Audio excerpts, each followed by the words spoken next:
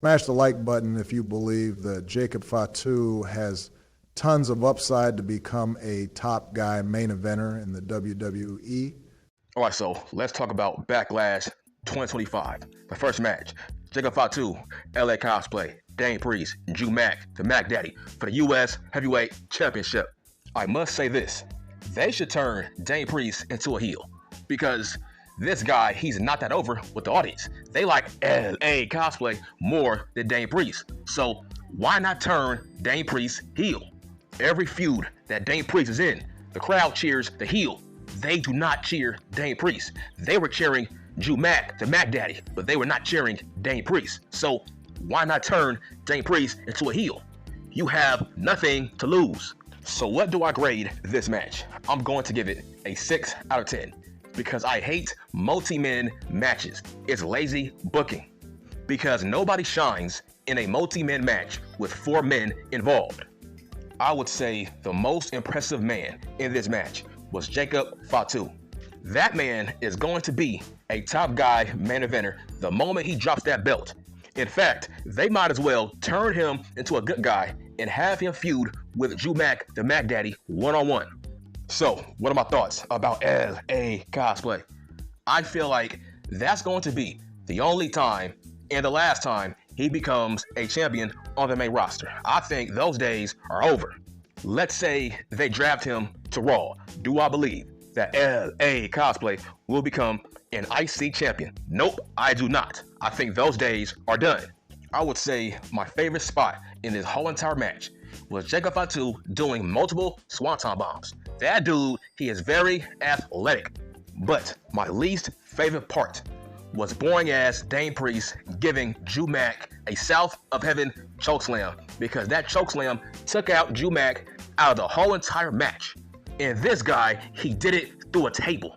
I'm actually very surprised that Jeff Cobb came out of nowhere and he helped Jacob Fatu win the match because I didn't think that they would pair Jeff Cobb with Solo Sikoa. That was surprising. I gotta admit, I would love to see that match, Jeff Cobb versus Jacob Fatu. But at the same time, I get it because Solo needs a replacement for Jacob Fatu. So yes, I do get it now because it seems like Jacob is no longer the bodyguard of Solo. So Solo needs a new bodyguard. So why not Jeff Cobb? This does make sense.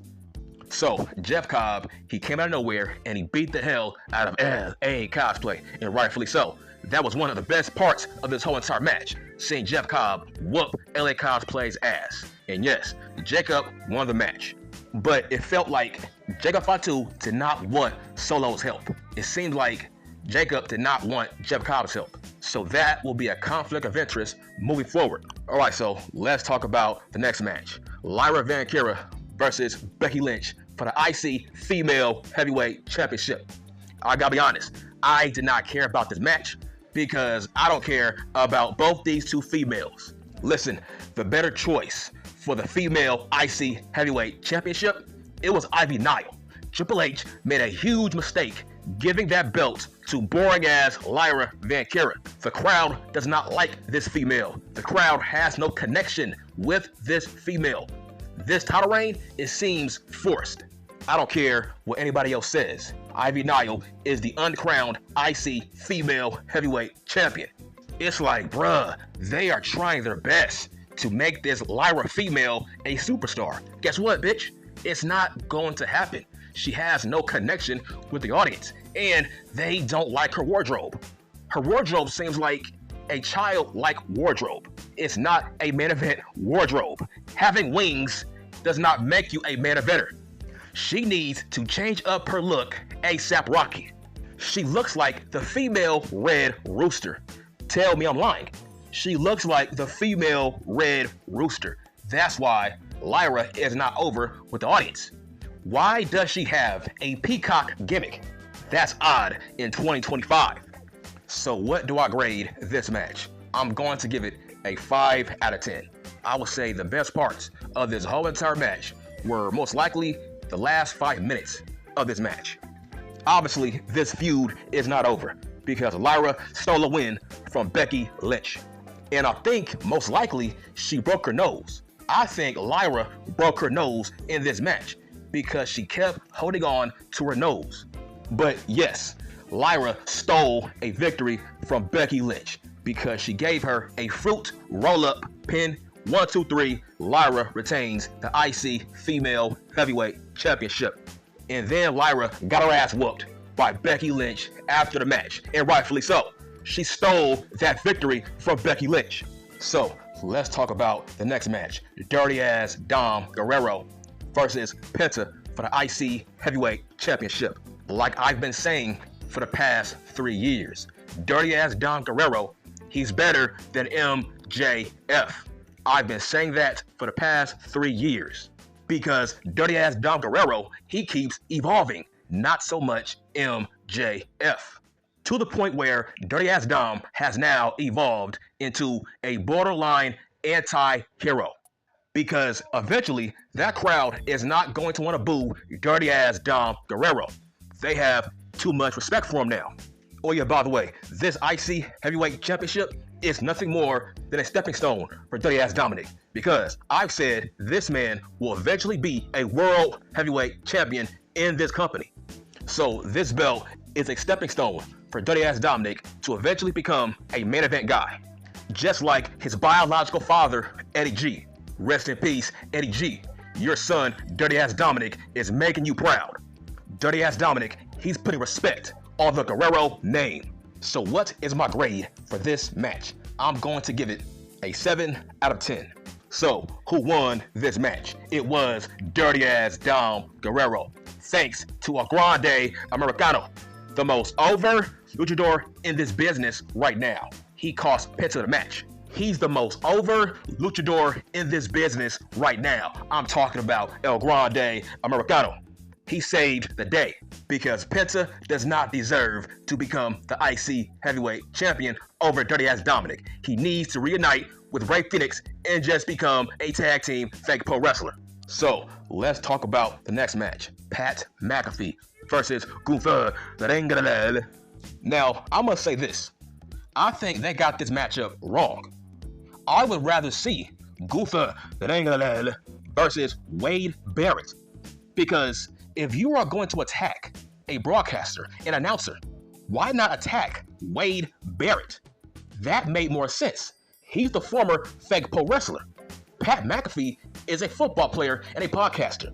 It made more sense to attack and book Wade Barrett versus Goof. That would have made more sense, because I think the fans want to see at least one more match of Wade Barrett in the World Wrestling Federation. Why not against Goof? Now, don't get me wrong. I do respect Pat McAfee, but I'm talking about from a matchup perspective. The better matchup was Wade Barrett versus Goof, because this low-key felt like Taz versus Jerry the King Lawler. I'm being serious. This matchup felt like a modern day Taz versus Jerry the King Lawler. I mean, yes, this match was very good. It was very solid. This match had tons of drama, tons of theater. This match did put over Goof as a monster heel. Also, I did like Michael Cole's involvement in this match. That's what made it have drama. But don't get it twisted. Pat McAfee's best match was against Adam Coleslaw. This match was more so, he was fighting for the honor of Michael Cole. So obviously, this match was not going to be a 5-star classic. I did enjoy this match. I'm going to give it a 5.5 out of 10. I must say this, Pat McAfee showed a lot of heart in this match, but he did lose, and rightfully so. Pat McAfee has no business beating Goof. So let's talk about the last match on the card. Randy Orton versus John Cena for the World Heavyweight Championship. The same belt that John stole from Cody Rhodes. Oh yeah, by the way, I love these mini pay-per-views because they're not that long. It's like, what, 4-5 matches tops? Those are the best pay-per-views. People need to put some respect on the Illuminati John Cena's name, because this man has been roasting people on that microphone ever since he became a heel. It's just, I don't know why Rocky Maivia was involved in this heel turn in hindsight. It made no sense How can you not have a follow-up, right? We were expecting a two-man power trip with Rocky and John, just like Stone Cold and Triple H.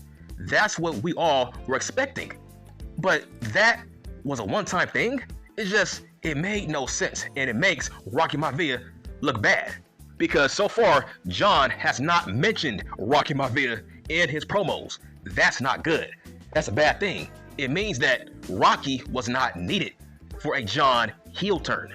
Because Rocky Maivia, bro, you never elaborated on what you meant about wanting Cody Rhodes' soul. So by your logic, do you now have John's soul? We don't know. That's why Rocky Maivia was not needed. What soul were you talking about? And do you have John's soul? We don't know, because there's no follow-up. Thanks to that jackass, Rocky Maivia. Also, people need to look for attention to detail. People are saying, well, how come John never changed up his wardrobe? Well, guess what? He did. He now wears black shoes in the ring, right? That means, low-key, he did change up his wardrobe, because now he wears black shoes. Those are heel shoes. John has never worn heel black shoes in the ring.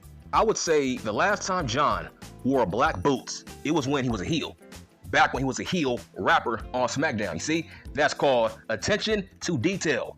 The last time John wore black boots was when he was a rapper heel on SmackDown. I would say the best part of this whole entire match was when Randy Orton gave at least 5 officials RKOs. I'm talking about Nick Aldis, Hurricane Helms, Jamie Noble. He gave the entire locker room RKOs in that ring. That was great stuff. And then he gave R-Truth an RKO. Now, I don't know why R-Truth showed up, but in hindsight, R-Truth helped out a heel John Cena defeat Randy Orton. That was crazy ass stuff. I don't care what anybody else says. I love this version of John Cena. I'm loving this heel John Cena. This is a great gimmick, a great character, because he kicks everybody in their dick, and he hits everybody with that heavy ass championship belt to win matches. That's called heel 101. Like I said, I compare heel John Cena to Krusty the Clown. That's a great comparison. This man acts like Krusty. And yes, I agree. John Cena is ruining fake pro wrestling, and rightfully so. He's making all you fanboys mad. You don't like his heel character. Well, that's the point. You're not supposed to like it. That's called ruining fake pro wrestling, like John said he was going to do. I'm going to give this match a 7 out of 10. Now, what do I grade this whole entire show? I'm going to give it a 6 out of 10. This was a very solid ass show. And I'm done.